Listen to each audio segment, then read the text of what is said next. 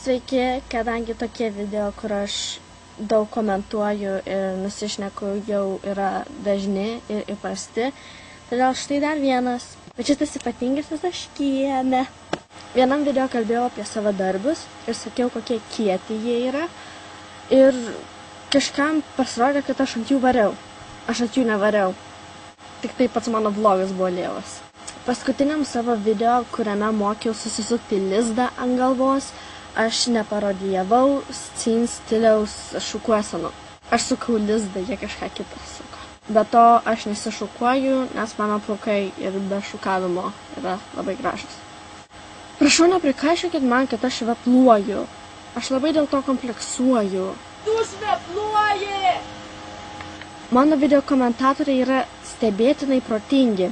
Ir aš negaliu susilaikyti ir paskaitysiu jums vieną komentarą. 50% jos kuriamų video turinys yra daugiau negu svaigimas. Ten rimtas gilus svaigimas. Pagaliau mane kažkas suprato. Gyvenimas yra labai panašus į mano filmukus. Neieškokite juose prasmės.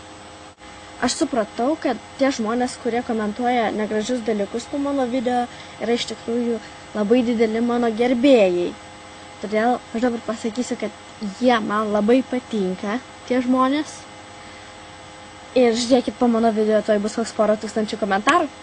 Taip, aš melavau. Iš tikrųjų, man toj 25 bus. Taigi labai ačiū už jūsų dėmesį.